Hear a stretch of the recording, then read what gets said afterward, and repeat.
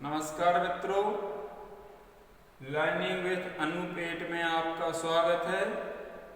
हम आशा करते हैं कि आप लोग इस कोरोना जैसी महामारी से घर पर बैठे होंगे और पढ़ने में भी कम मन लग रहा होगा।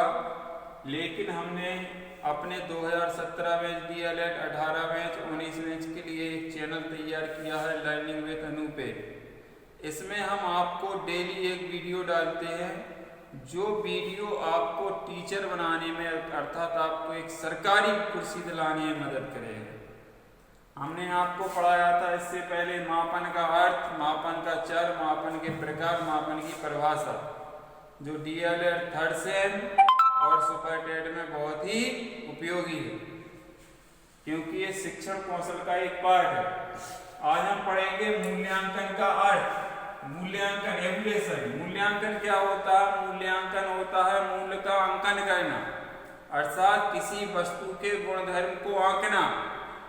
और मूल्यांकन क्या है? मूल्यांकन का यहाँ हमने तुम्हें शाब्दिक अर्थ बताया है। मूल्यांकन का मतलब होता है मापन प्लस व्याख्या या मूल्य निर्धारण। मूल्यांकन क्या करता है? मूल्यांकन करता है कैसा है, और मापन करता है कितना है। जैसे हमने 1 मीटर कपड़ा लिया तो मापन कहे, मापन क्या है? मापन का कार्य क्या होगा कि ये कितना है, तो वो कहेगा 1 मीटर कपड़ा है।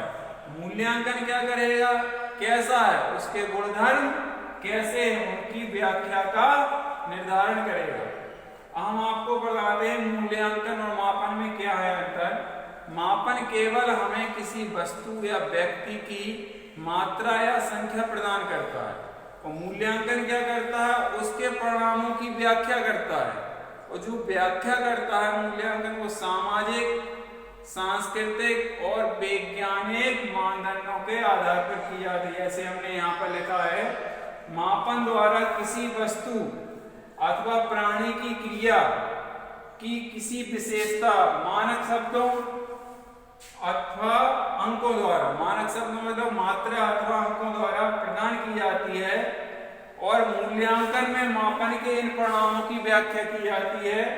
यह व्याख्या कुछ सामाजिक, सांस्कृतिक, वैज्ञानिक मानदंडों के आधार पर की जाती है। ऐसा नहीं है कि अपने मन से इसकी व्याख्या कर दी जाए। अब इसके बाद मापन और मूल्यांकन में तुम्हें अंतर समझ में आ गया होगा। मापन क्या करता है? किसी वस्तु को संख्या या अंक प्रदान करता है। मूल्यांकन क्या करता है? जो संख्या और अंक प्रदान की गई है उसके गुणों की व्याख्या करता है। जैसे यहाँ बताया, मूल्यांकन कहता है कैसा है और मापन कहता है कितना है। हम पढ़ेंगे मूल्यांकन की इंपोर्टेंट परिभाषा। 2 परिभाषा याद हो गई, एग्जाम में तीसरी आएगी तो हमें पता चल जाएगा ये वाली परिभाषा इन महोदय या इन वैज्ञानिक की नहीं है, चौथी भी आएगी तब भी हमें कंफ्यूजन नहीं होगा। पहली परिभाषा है गुड्स महोदय की। इन्होंने कहा मूल्यांकन एक ऐसी प्रक्रिया है जिसमें सही ढंग से, मूल्यांकन एक ऐसी प्रक्रिया है जिसमें सही ढंग से किसी वस्तु का मापन किया जा सकता है। कहने का मतलब मूल्यांकन क्या है? एवल्यूशन इज अ प्रोसेस जिसमें सही ढंग से किसी वस्तु का मापन किया जाता है। एकदम उसका कि कितना है कितना नहीं है। जैसे हमने बताया था एक उदाहरण, 1 लीटर तुमने दूध लिया तो ये मानक दंडों पर खरा है। मानक दंडों स्टीवेंस ने बताया था मापन क्या है? निश्चित स्वीकृत नियम है। मापन क्या है? निश्चित स्वीकृत नियमों द्वारा अंक प्रदान करना ही मापन है। ये हमने बहुत इंपोर्टेंट डेफिनेशन स्टीवेंस की कि निश्चित स्वीकृत नियमों द्वारा अंक प्रदान करना ही मापन है। और ये परिभाषा क्या बोल रही है? मूल्यांकन एक ऐसी प्रक्रिया है जिसमें सही ढंग से किसी वस्तु का मापन किया जा सकता है।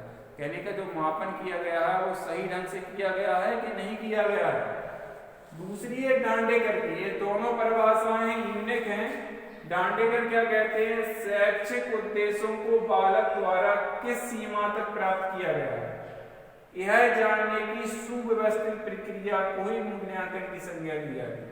डांडेकर महोदय कहते हैं कि जो बालक है, बालक ने जो अपने साल भर जो पढ़ाई की है उस पढ़ाई के दौरान उसने किस सीमा तक या किस उद्देश्यों को प्राप्त किया है, यह जानने की सुव्यवस्थित प्रक्रिया क्या ही कही जाती है?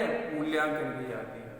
हम आगे पढ़ेंगे, एक पुस्तक है एनसीईआरटी की एक पुस्तक है कॉन्सेप्ट ऑफ एवोल्यूशन। इसे ध्यान रख लेना और इसे वेरी इंपोर्टेंट में लगा लेना ये पुस्तक को मूल्यांकन के लिए। एनसीईआरटी क्या है? एनसीईआरटी की ये दिल्ली की एक पुस्तक है कॉन्सेप्ट ऑफ एवोल्यूशन। कहने का मतलब मूल्यांकन की अवधारणा के अनुसार मूल्यांकन प्रक्रिया के मुख्यतः 3 बातों के संबंध में निर्णय लिया गया है। जो मूल्यांकन है उसमें 3 बातों पर निर्णय लिया। पहला है ऑब्जेक्टिव्स, दूसरा है एवोल्यूशन टेक्निक्स, तीसरा है लर्निंग एक्सपीरियंस। कहने का मतलब जो मूल्यांकन है, मूल्यांकन की प्रक्रिया में कौन कौन सी 3 बातों का ध्यान रखना है? ऑब्जेक्टिव, ऑब्जेक्ट्स का मतलब है कि किस उद्देश्य, ऑब्जेक्ट्स क्या होता है? उद्देश्य, किस उद्देश्यों तक बालक ने प्राप्त किया है। क्या होता है? केस या शिक्षण उद्देश्यों की प्राप्ति किस सीमा तक हुई है। हम इसे ऐसा भी कह सकते हैं ऑब्जेक्ट्स को कि शिक्षण उद्देश्यों की प्राप्ति किस सीमा तक हुई है। और दूसरा है एवोल्यूशन टेक्निक। एवोल्यूशन टेक्निक के मूल्यांकन, शिक्षण में मूल्यांकन में जो आपने तकनीकी अपनाई है वो कितनी प्रभावी रही है। पहला है शिक्षण उद्देश्यों में क्या है? पहला ऑब्जेक्ट से क्या है? शिक्षण में उद्देश्यों की किस सीमा तक उपयोगिता की गई है। दूसरा है कि शिक्षण उद्देश्यों की प्राप्ति में मूल्यांकन में जो टेक्निक्स एवोल्यूशन है, एवोल्यूशन टेक्निक्स को किस हद तक अपनाया गया है। और तीसरी जो प्रक्रिया है लर्निंग एक्सपीरियंस के शिक्षण उद्देश्यों को प्राप्त करने में या शिक्षण उद्देश्यों को सीखने में किस सीमा तक अपने अनुभवों को प्राप्त किया गया।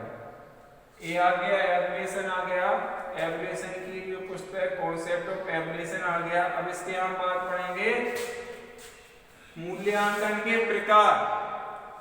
मूल्यांकन 2 प्रकार का होता है, इस सीटेट में आता है।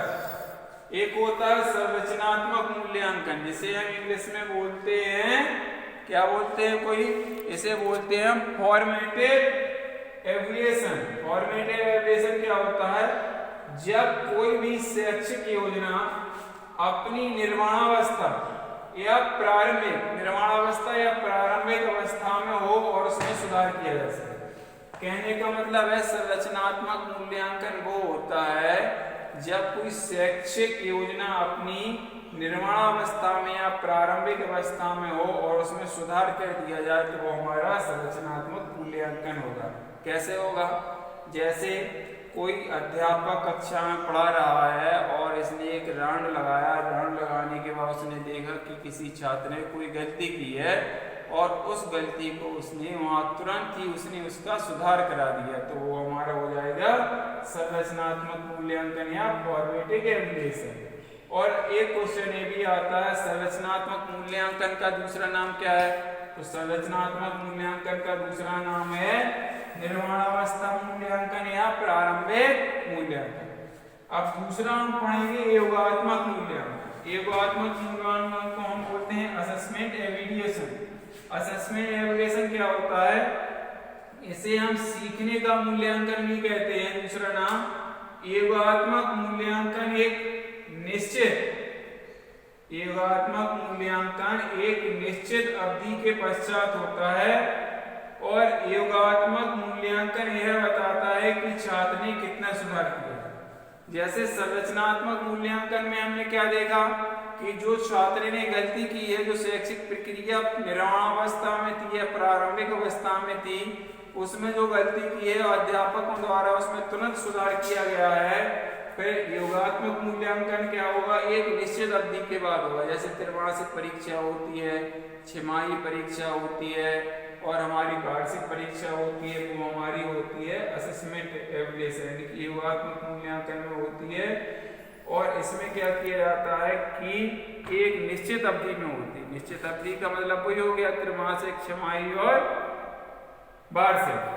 और योगात्मक मूल्यांकन यह बताता है कि छात्र में कितना सुधार किया गया। यानी कि संरचनात्मक मूल्यांकन में हमने उसे सुधार करना सिखाया, उसने गलती की, उस गलती का तुरंत सुधार किया। और जो लास्ट में मूल्यांकन योगात्मक होगा उसमें यह पता चलेगा, मूल्यांकन मतलब उसका अंकन होगा कि उसमें कितना सुधार किया गया। तो इसमें हमने मूल्यांकन का अर्थ पढ़ा है, मूल्यांकन के अर्थ के बाद उसका शाब्दिक अर्थ पढ़ा है, उसकी अवधारणा पढ़ी है, उसकी परिभाषा पढ़ी है, उसकी जो कॉन्सेप्ट है वो पढ़ा है, उस कॉन्सेप्ट के अलावा फिर हमने उसके प्रकार पढ़े हैं। तो मापन और मूल्यांकन हमारा जो एक चैप्टर था जो DLED 3rd सेम में 3 से 4 नंबर लेके आता है, और उसमें हमारे सुपर टेट में भी ये शिक्षण कौशल का एक यूनिट है, उसमें भी ये आता है। तो ये इसे बहुत ध्यान से, इससे बाहर क्वेश्चन कोई नहीं आएगा। संरचनात्मक मूल्यांकन से आएगा तो यही आएगा। संरचनात्मक मूल्यांकन को दूसरे नाम से क्या जाना जाता है, एवगात्मक मूल्यांकन का दूसरा नाम क्या है, तो इसे सीखने का मूल्यांकन कहते हैं। ये दोनों में से कोई एक परिभाषा आएगी, किसके अनुसार है, अगर तीसरी आ गई, अगर हमें 2 याद है तो हम तीसरी बता देंगे। मूल्यांकन का अर्थ पता हो गया हमें, कॉन्सेप्ट ऑफ एवल्यूशन किसके द्वारा प्रकाशित की जाती है, NCERT दिल्ली के द्वारा की जाती है, और इसके अनुसार क्या होता है मूल्यांकन प्रक्रिया के इसने 3 बातों के बारे में निर्णय लिया है। एक ऑब्जेक्टिव्स है कि शिक्षण में किस उद्देश्यों की सीमा तक प्राप्त किया है, एक एवल्यूशन टेक्निक है कि शिक्षण में, शिक्षण मूल्यांकन में जो आपकी तकनीकी है कहाँ तक प्रभावी हुई, एक लर्निंग एक्सपीरियंस है, यह हमें बताता है कि सीखने में जो अनुभव है कितने प्रभावी हुए। धन्यवाद मित्रों। कल हम पढ़ेंगे मापन और मूल्यांकन से कुछ हम बहुत ही इम्पोर्टेंट क्वेश्चन बनाएंगे, 20 क्वेश्चन। वो 20 क्वेश्चन यहाँ लिखेंगे और आपसे उन प्रश्नों के लिए आपको टाइम दिया जाएगा कि आप उन प्रश्नों के आंसर दे पा रहे हैं, नहीं दे पा रहे हैं, तो उन प्रश्नों के आंसर हम देंगे। हमारी इच्छा है कि इस YouTube चैनल को इतना शेयर करो कि 1 महीने में 1000 सब्सक्राइबर हो जाएं। बस हम आप लोगों से यही चाहते हैं। धन्यवाद।